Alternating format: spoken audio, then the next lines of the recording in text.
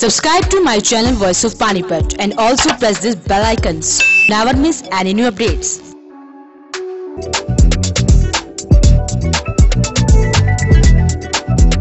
गुरुग्राम में कांग्रेस का बादशाहपुर विधानसभा का कार्यकर्ता सम्मेलन आयोजन किया जाएगा, जिसमें हरियाणा कांग्रेस के प्रदेश अध्यक्ष अशोक तंवर सहित कांग्रेस के कई वरिष्ठ नेता शिरकत करेंगे। एनएसयूआई के राष्ट्रीय महासचिव ने प्रेस वार्ता कर जानकारी दी कि इस कार्यकर्ता सम्मेलन का मुख्य उद्देश्य देश में होने वाले लोकसभा चुनाव व हरियाणा में होने वाले लोकसभा चुनाव की रणनीति तय करना होगा। इस सम्मेलन में बादशाहपुर विधानसभा क्षेत्र के अंतर्गत आने वाले सभी कांग्रेस कार्यकर्ताओं के साथ बैठक भी की जाएगी कि किस तरह से विधानसभा व लोकसभा चुनाव में सभी बूथ तक मतदाताओं के बीच जाकर कांग्रेस की नीतियों का प्रचार करना होगा और सभी मतदाताओं को कांग्रेस के पक्ष में मतदान के लिए तैयार करना होगा। पिछले कुछ दिनों से निरंतर मैं बादशाहपुर विधानसभा में गांव-गांव जाकर के युवाओं से मिल रहा हूं, बुजुर्गों से मिल रहा हूं, माताओं बहनों से मिल रहा हूं और एक निमंत्रण आने वाली 3 तारीख के लिए सभी को दे रहा हूं कि बादशाहपुर विधानसभा में 3 मार्च को बहुत ही भारी संख्या में कांग्रेस के कार्यालय का उद्घाटन है एवं कांग्रेस के कार्यकर्ताओं का सम्मेलन है। तो आज इस प्रेस वार्ता के माध्यम से मैं आप सभी तक ये संदेश पहुंचाना चाहता हूं कि 3 मार्च को ज़्यादा से ज़्यादा संख्या में बादशाहपुर आकर के अपने बेटे, अपने साथी, अपने भाई वर्धन यादव के कंधों को मजबूत करने का काम करें। इस सम्मेलन में कौन-कौन से नेता शामिल होने वाले हैं? देखिए, ये जैसा कि मैंने आपको कहा कि कांग्रेस पार्टी के कार्यालय का उद्घाटन है, तो बेसिकली ये प्रदेश के भी जितने हमारे बड़े नेता हैं, प्रदेश अध्यक्ष से लेकर के पूर्व मुख्यमंत्री जी से लेकर के वर्तमान में जितने भी हमारे प्रदेश के बड़े नेता हैं और केंद्र के जो हमारे कांग्रेस के बड़े नेता हैं, सभी को हमने आमंत्रित किया है। समय की सहूलियत के हिसाब से ज़्यादा से ज़्यादा नेताओं के आने की उम्मीद है। दूसरे राज्यों के नेताओं को भी निमंत्रण किया गया है? निश्चित तौर पर कांग्रेस की जो हमारी CWC कमेटी है, कांग्रेस वर्किंग कमेटी है, उसके कुछ मुख्य नेताओं को हमने दिया है। जो कांग्रेस पार्टी के 2 फ्रंटल ऑर्गेनाइजेशन है, NSUI और युवक कांग्रेस, उनके राष्ट्रीय अध्यक्षों को हमने न्योता दिया है और निश्चित तौर पर वो हमारे बीच में 3 मार्च को रहेंगे। लोकसभा चुनाव या हरियाणा में आने वाले विधानसभा चुनावों की लगभग तैयारियां पूर्ण हो चुकी हैं। ऐसे में क्या कांग्रेस कितनी तैयार है इन चुनावों के लिए? देखिए, बिल्कुल आपने सही कहा कि लोकसभा चुनाव का बिगुल तो बज चुका है और शायद 5 या 6 तारीख में इस देश में आचार संहिता लग जाएगी।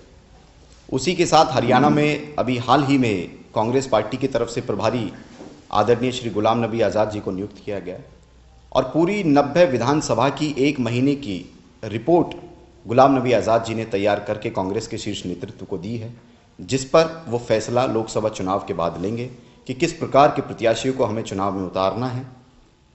देखिए, 5 राज्यों में अभी चुनाव हुए, 5 राज्यों में से 3 राज्यों में कांग्रेस पार्टी की सत्ता आई और वो 3 राज्यों में महत्वपूर्ण जो सत्ता आने का एक कारण था, वो राहुल गांधी जी के नेतृत्व में जिस प्रकार से उन्होंने युवाओं और बुजुर्गों के बीच में एक जो ब्रिज तैयार किया, एक्सपीरियंस और जोश के साथ नए लोगों को टिकटें दी गई, बुजुर्गों का आशीर्वाद रहा, बुजुर्गों का एक्सपीरियंस रहा और टिकटें मिलने के बाद मध्य प्रदेश, छत्तीसगढ़, राजस्थान जैसे बड़े राज्यों में बहुत से हमारे युवा साथी आज जीत करके विधानसभा तक पहुंचे हैं। तो उसी नीति पर हमें पूरा विश्वास है कि आदरणीय राहुल गांधी जी, आदरणीय अशोक तंवर जी, आदरणीय भूपेंद्र सिंह हुड्डा जी और जितने भी हमारे सीनियर नेता हैं प्रदेश के, वो सभी ज़्यादा से ज़्यादा युवाओं को आने वाले विधानसभा चुनाव में मौका देंगे। अच्छा, देश में तो लोकसभा चुनाव का बिगुल बज चुका है। आप इस रैली के माध्यम से, इस जनसभा के माध्यम से क्या विधानसभा की ताल ठोक रहे हैं? देखिए, मैं एक कांग्रेस का कार्यकर्ता होने के नाते मेरा फ़र्ज़ है कांग्रेस पार्टी को ज़मीन पे मजबूत करना। बादशाहपुर विधानसभा मेरी जन्मभूमि है, मेरी कर्मभूमि है। अगर ये कार्यक्रम आप सभी के सहयोग समर्थन से सफल होता है तो उसके बाद जो भी कांग्रेस पार्टी की जिम्मेदारी मुझे दी जाएगी, मैं बखूबी उसे निभाने का काम करूँगा। इच्छा है? निश्चित तौर पर, बिना किसी शक के। पिछले 1 साल से निरंतर मुझे सौभाग्य प्राप्त हुआ कि बादशाहपुर विधानसभा के पूरे 85 गांव और 331 बूथ मैंने घूमे, गांव-गांव जाकर के युवाओं से मिला और एक लहर आज पूरी विधानसभा में है, एक बदलाव की लहर पूरी विधानसभा में है, जो ये चाहते हैं कि एक नया युवा चेहरा हमारे बीच में आना चाहिए और हजारों की संख्या में वो युवा 3 तारीख को होने वाले कार्यकर्ता सम्मेलन में शामिल होंगे। बड़े नेताओं का केवल और केवल एक ही बात पर फोकस रहेगा कि कांग्रेस पार्टी की जो नीतियां हैं, कांग्रेस पार्टी की जो विचारधारा है, उसे हमें अपने कार्यकर्ताओं को जमीन तक, बूथ तक पहुंचाने की आवश्यकता है। देखिए, आज तक के इतिहास में इतना बड़ा जो पुलवामा में अटैक हुआ वो आज़ादी के बाद नहीं हुआ। राजनीतिकरण का केवल इतना ही आरोप हमने उस पर लगाया है कि सर्जिकल स्ट्राइक 2 के नाम से पूरे देश में पोस्टर, होर्डिंग और बोर्ड्स लगा दिए गए। एक प्रचार इस प्रकार का किया गया कि सेना का जो शौर्य था उसको दबा करके राजनीति भारतीय जनता पार्टी ने इस पर की है, जो कि सही नहीं है। बल्कि मैं तारीफ करना चाहूँगा विपक्षी सभी दलों की, सभी नेताओं की, सभी पार्टियों की, जिन्होंने बड़ी ही सहजता के साथ, पूरे संयम के साथ इस मुद्दे पर सरकार के साथ कंधे से कंधा मिला करके खड़े होने की बात कही।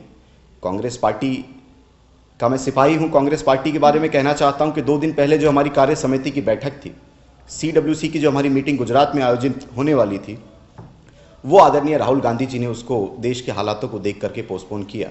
लेकिन उसके विपरीत जब भी कोई देश में इतना बड़ा अटैक होता है या इस प्रकार का माहौल होता है, तो प्रधानमंत्री या जो भी सत्ताहीन सरकार होती है, उसका काम होता है सभी सर्वदलीय संगठनों को, राजनीतिक पार्टियों को एक साथ लेकर के चलना।